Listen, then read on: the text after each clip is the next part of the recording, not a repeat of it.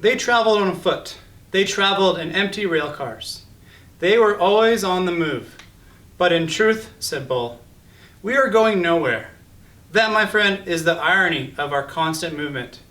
Edward rode in Bull's bedroll, slung over Bull's shoulder, with only his head and ears sticking out. Bull was always careful to position the rabbit so that he was not looking down or up, but was instead forever looking behind him as the road they had just traveled. At night they slept on the ground, under the stars. Lucy, after her initial disappointment about Edward being unfit for consumption, took a liking to him and slept curled up beside him. Sometimes she even rested her muzzle on his china stomach. And then the noises she made in her sleep, whimpering and growling and chuffing, resonated inside Edward's body. To his surprise, he began to feel a deep tenderness for the dog. During the night, while Bull and Lucy slept, Edward, with his ever-open eyes, stared up at the constellations. He said their names, and then he said the names of the people who loved him. He started with Abilene, and then went to Nellie and Lawrence, and from there to Bull and Lucy, and then again with Abilene, Nellie, Lawrence, Bull, Lucy, Abilene. See, Edward told Pellegrina, I am not like the princess. I know about love. There were times, too, when Bull and Lucy gathered around a campfire with other tramps. Bull was a good storyteller and even better singer. Sing for us, Bull, the men shouted. Bull sat with Lucy leaned against his leg, and Edward balanced on his right knee, and he sang from somewhere deep inside himself. Just as Edward could feel Lucy's whimpers and growls resonate through his body at night, he could also feel the deep, sad sound of Bull's songs move through him. Edward loved it when Bull sang, and he was grateful to Bull, too, for sensing that a dress was not the right kind of clothing for Edward. Malone, said Bull one night, it's not my desire to offend you or to comment negatively on your choices of garb, but I'm forced to tell you that you stick out like a sore thumb in that princess dress.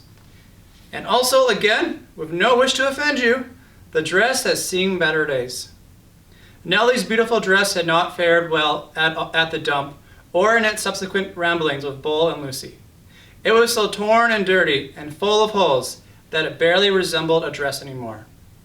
I have a solution, said Bull, and I hope that it meets with your approval. He took his own knit stocking cap and cut a big hole in the top of it and 2 small holes on the side of it, and then he took off Edward's dress. Look away, Lucy, he said to the dog. Let's not embarrass Malone by staring at his nakedness. Bull slid the hat over Edward's head and pulled it down and poked his arms through the smaller holes. There you go, he said to Edward. Now you just need some pants. The pants Bull made himself, cutting up several red handkerchiefs and sewing them together so that they formed a makeshift covering for Edward's long legs. Now you have the proper outlaw look, said Bull, standing back to admire his work. Now you look like a rabbit on the run. Chapter 14. At first the others thought that Edward was a great good joke. A rabbit? The hobo said, laughing. Let's chop him up and put him in the stew pot. Or when Bull sat with Edward carefully balanced on his knee, one of them would call out, Got yourself a little dolly ball? Edward, of course, felt a surge of anger at being referred to as a dolly. But Bull never got angry. He simply sat with Edward on his knee and said nothing. Soon the men became accustomed to Edward, and word of his existence spread.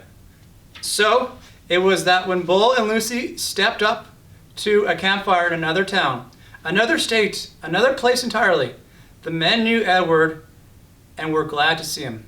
Malone, they shouted in unison. And Edward felt a warm rush of pleasure at being recognized, at being known. Whatever it was that had begun in Nellie's kitchen, Edward's new and strange ability to sit very still and concentrate the whole of his being on the stories of another became invaluable around the hobo campfire. "Look at Malone," said a man named Jack one evening. "He's listening to every dang word." "Certainly," said Bull. "Of course he is." Later that night, Jack came and sat next to Bull and asked if he could borrow the rabbit. Bull handed Edward over, and Jack sat with Edward upon his knee. He whispered in Edward's ear. "Helen," Jack said, "and Jack Jr., and Taffy. She's the baby. Those are my kids' names. They are in North Carolina. You ever been to North Carolina? It's a pretty state. That's where they are. Helen, Jack Jr., Taffy. You remember their names, okay, Malone?" After this, wherever Bull and Lucy and Edward went, some tramp would take Edward aside and whisper the names of his children in Edward's ear. Betty, Ted, Nancy, William, Jimmy, Elaine, Skipper, Faith. Edward knew what it was like to say over and over again the names of those you had left behind. He knew what it was like to miss someone, and so he listened. And in his listening, his heart opened wide, and then wider still. The rabbit stayed lost with Lucy and Bull for a long time. Almost 7 years passed, and in that time, Edward became an excellent tramp, happy to be on the road, restless when he was still. The sound of the wheels on the train tracks became music that soothed him. He could have ridden the rails forever, but one night in a railroad yard in Memphis, as Bull and Lucy slept in an empty freight car and Edward kept watch, trouble arrived. A man entered the freight car and shone a flashlight in Bull's face and then kicked him awake. "You bum," he said, "you dirty bum. I'm sick of you guys sleeping everywhere. This ain't no motel." Bull sat up slowly. Lucy started to bark. "Shut up," said the man. He delivered a swift kick to Lucy's side that made her yelp in surprise. All his life, Edward had known what he was, a rabbit made of china, a rabbit with bendable arms and legs and ears. He was bendable, though, only if he was in the hands of another. He could not move himself. And he had never regretted this more deeply than he did that night, when he and Bull and Lucy were discovered in the empty rail car. Edward wanted to be able to defend Lucy, but he could do nothing. He could only lie there and wait. "Say something," said the man to Bull. Bull put his hands up in the air. He said, "We are lost." "Lost? Huh? You bet you're lost." And the man said, "What's this?" And he shone the light on Edward. "That's Malone," said Bull. "What the heck?" said the man. He poked at Edward with the toe of his boot. "Things are out of control. Things are out of my hand. Not on my watch. No, sir. Not when I'm in charge." The train suddenly lurched into motion. "No, sir," said the man again. He looked down at Edward. "No free rides for rabbits." He turned and flung open the door of the rail car. And then he turned back, and with one swift kick, he sent Edward sailing into the darkness. The rabbit flew through the air. Far from behind him, he heard Lucy's anguished howl. "Oh! Oh!" she cried. Edward landed with a most alarming thump, and then he tumbled and tumbled and tumbled down a long, dirty hill.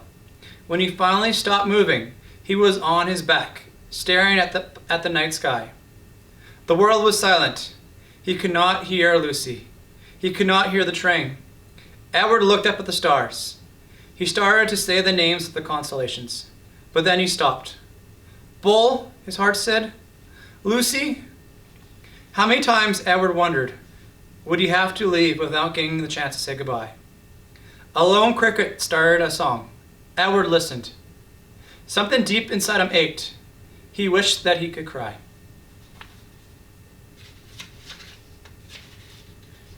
Chapter 15. In the morning, the sun rose, and the cricket's song gave way to bird song, and an old woman came walking down the dirt road and tripped right over Edward. "Huh," she said. She pushed at Edward with her fishing pole. "Looks like a rabbit," she said. She put down her basket and bent and stared at Edward. "Only ain't real." She stood back up. she said again. She rubbed her back. What I say is, there is a use for everything, and everything has its use. That's what I say. Edward didn't care what she said. The terrible ache he had felt the night before had gone away, and had been replaced with a different feeling, one of hollowness and despair. Pick me up or don't pick me up, the rabbit thought. It makes no difference to me. The old lady picked him up. She bent him double and put him in her basket, which smelled of weeds and fish. And then she kept walking, swinging the basket and singing, "Nobody knows the troubles I've seen." Edward, in spite of himself, listened. "I've seen troubles too," he thought. "You bet I have. And apparently they aren't over yet." Edward was right. His troubles were not over. The old woman found a use for him. She hung him from a pole in her vegetable garden. She nailed his velvet ears to the wooden pole and spread his arms out as if he were flying, and attached his paws to the pole by wrapping pieces of wire around them. In addition to Edward, pie tins hung from the pole. They clinged and clanged and shone in the morning sun. "Ain't a doubt in my mind that you can scare them off," the old lady said. Scare who off? Edward wondered. Birds, he soon discovered. Crows. They came flying at him, cawing and screeching, wheeling over his head, diving at his ears. "Go on, Clyde," said the woman. She clapped her hands. "You got to act ferocious." "Clyde?" Edward felt a weirdness so intense wash over him that he thought he might actually be able to sigh aloud. Would the world never tire of calling him by the wrong name?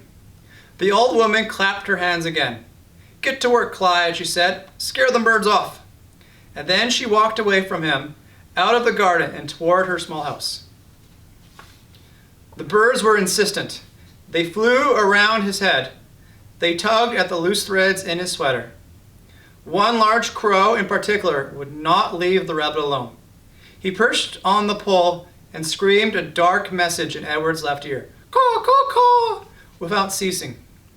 As the sun rose higher and shone meaner and brighter, Edward became somewhat dazed. He mistook the large crow for Pellegrina. "Go ahead," he thought. "Turn me into a warthog if you want. I don't care. I'm done with caring." "Caw-caw, caw," said the Pellegrina crow. Finally the sun set, and the birds flew away. Edward hung by his velvet ears and looked up at the night sky. He saw the stars, but for the first time in his life, he looked at them and felt no comfort. Instead, he felt mocked. "You are down there alone," the stars seemed to say to him, "and we are up here, in our constellations, together. I have been loved," Edward told the stars. "So," said the stars, "what difference does that make when you are all alone now?" Edward could think of no answer to that question. Eventually, the sky lightened and the stars disappeared one by one. The birds returned and the old woman came back to the garden. She brought a boy with her.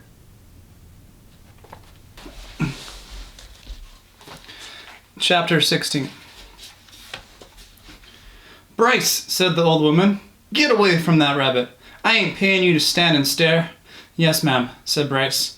He wiped his nose with the back of his hand and continued to look up at Edward. The boy's eyes were brown with flecks of gold shining in them. "Hey," he whispered to Edward. A crow settled on Edward's head, and the boy flapped his arms and shouted, "Go and get!" And the bird spread his wings and flew away. "Bryce," shouted the old woman. "Ma'am," said Bryce. "Get away from that rabbit. Do your work. I ain't going to say it again." "Yes, ma'am," said Bryce. He wiped his hand across his nose. "I'll be back to get you," he said to Edward. The rabbit spent the day hanging by his ears, baking in the hot sun, watching the old woman and Bryce weed and hoe the garden. Whenever the woman wasn't looking, Bryce raised his hand and waved. The bird circled over Edward's head, laughing at him. What was it like to have wings? Edward wondered.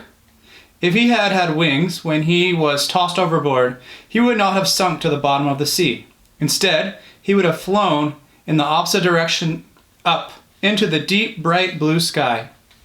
And when Lolly took him to the dump, he would have flown out of the garbage and followed her and landed on her head, holding on with his sharp claws.